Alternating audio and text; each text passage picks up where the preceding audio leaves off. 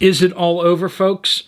We're going to be talking a little bit in this episode, a little bit about how to balance out your life.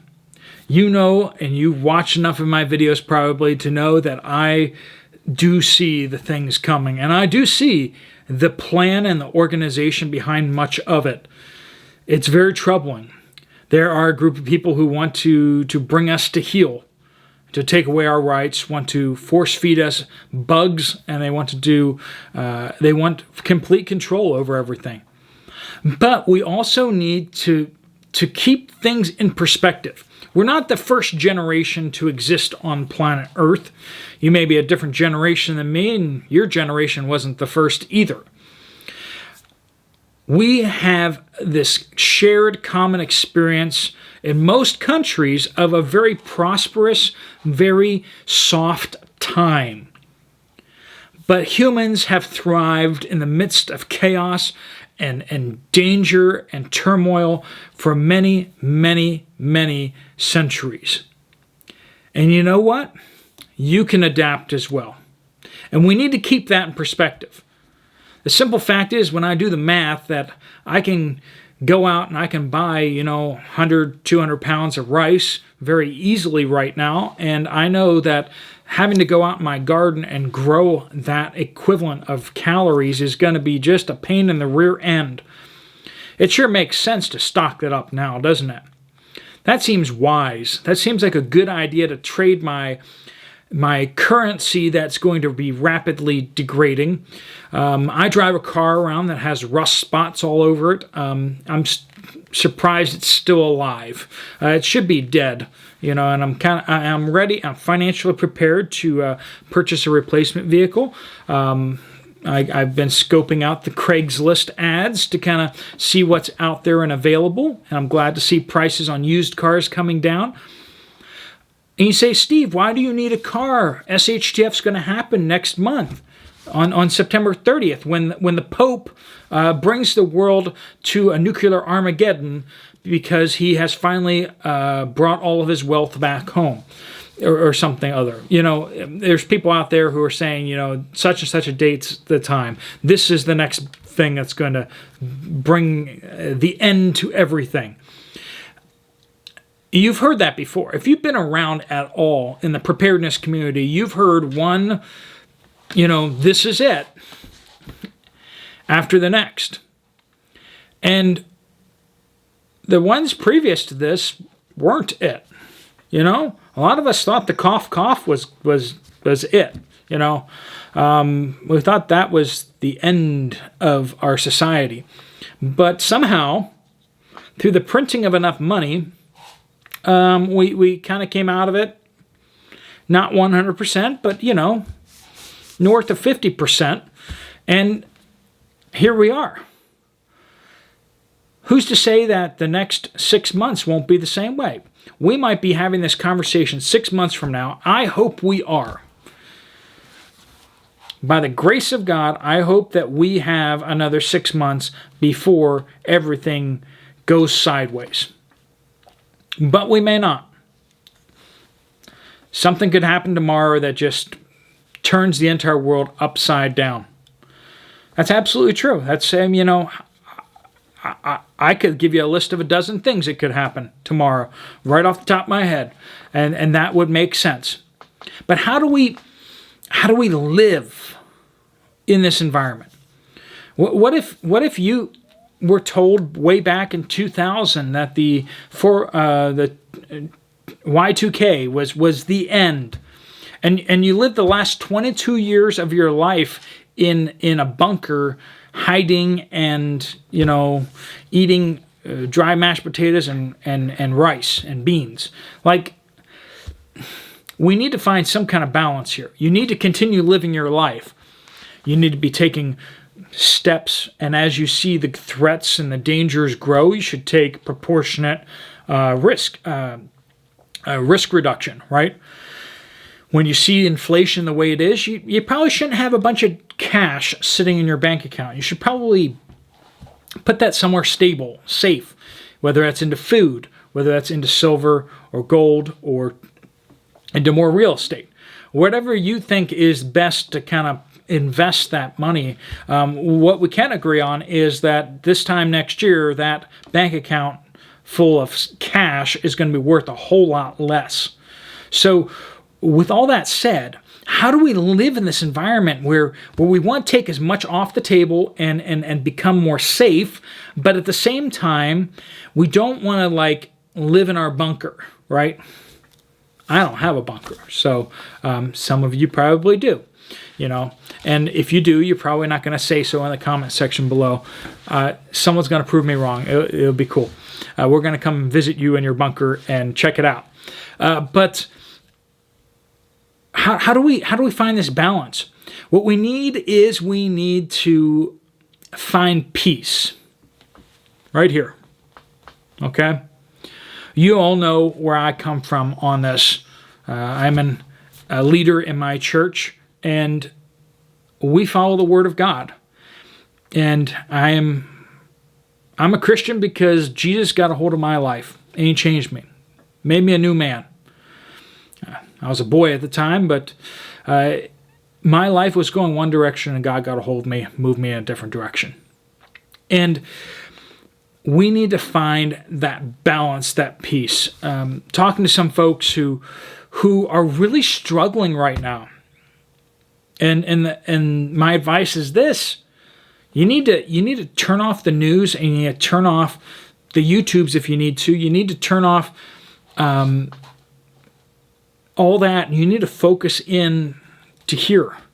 If you cannot get this straight, you can't be dealing with the things going on around you. I've talked about this before. You need to shrink your areas, your circles of responsibility, right? If you can't handle what's going on in your family, then maybe you should lay off the politics of what's happening in your nation, right? Stop worrying about the nation and focus in on your family. If you can't find peace and joy and happiness in your own heart, you kind of need to even pull back a bit from your family. You can't fix other people when you are broken. Okay? And these news stories, these news cycles, the craziness is out there, and it's happening. Don't get me wrong, it's happening, and much of what we're talking about going down is literally going down right now. But what is survival if you can't find peace in your own heart? You can't find joy in your own heart. There are some questions in life that you need to answer. Is there a God? If there is, what is my responsibility with that God? What do they want from me? What does it mean to be happy? How can I be happy? How can I find joy? What does it mean to love other people? Finding healthy relationships. These are more important than your rice and beans. Let's be honest here. If you have a house full of people who hate each other, and you have enough rice and beans, hopefully you have enough time to kind of sort out your relationship issues when the power goes out. But if you can't, you're just gonna, someone's gonna wake up, and the other people may not wake up, if you know what I mean. And we need to get along. When hard times come, a lot of people choose not to move forward. A lot of people choose to quit.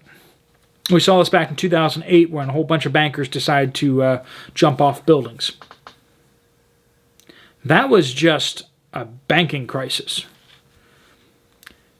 Suicide rates dramatically increase during difficult and tough times. If you're not psychologically healthy, spiritually healthy, however you want to phrase it, if you're not healthy now, when everything really starts hitting the fan, when they start rounding up people and putting them in camps because they didn't do the right thing that the government told them to do, and they didn't want to comply, and whether it was turn in their boomstick, or whether it was get another pat on the shoulder, or whatever it is, when that starts going down, if you're not healthy right now psychologically, spiritually, how are you going to handle that? And a lot of you may be thinking that, like, I don't know how I'm going to handle all that. I don't think I can. And you're having a meltdown now. Turn it off. You can't deal with things that you're going to deal with later. What you need to do is start dealing with the things that are in front of you today. And if that means taking a mental health break, do it. Refocus in.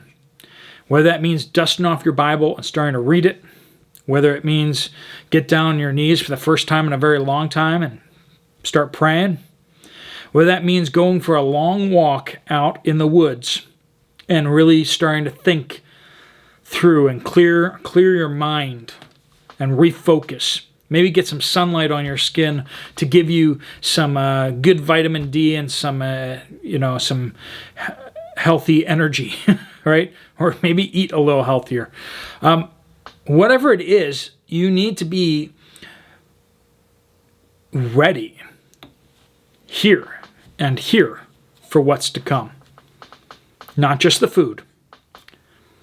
And one of the big things is you need to surround yourself with people who make you better, not people who make you worse. You need to answer some of those deep metaphysical questions of life. If you want to check out my channel at Bold Faith Bible, it's very entry level. We just walk verse by verse through the Bible and discuss it and what it means, and what we're going through the life of Jesus. And on Sundays, we are doing a study on the book of Revelation. If you want to see what that's all about, it's very easy entry level stuff. You'll be able to follow along. I welcome you over there. A bunch of you are already over there. If you need to go find and look elsewhere, you're on YouTube. So I'm sure you can find somebody out here who will answer some of your questions. Look around and listen. Find the people who are stable emotionally, people who are leading you in the right direction, not the wrong direction. And we're tremendously blessed by most of the major channels in the preparedness community are just awesome folks. Awesome folks. If we just had everyone who's leading up a lot of these bigger channels, we could give you an awesome round table on just different philosophies, somewhat. But a lot of people kind of move you generally in a direction. So check out some other channels if you want to, or check out mine. I don't care. But I just want you guys to make sure that you are dealing with your psychological health, not just your rice and beans and bullets and everything else, right? Make sure that you are taking care of yourself and taking care of your family and the people around you, the relationships, and surrounding yourself with good people who are helping you become a better person. All right, folks, if you like this video, you might want to check out this video right here. Otherwise, I will see you later. Steve Poplar, out.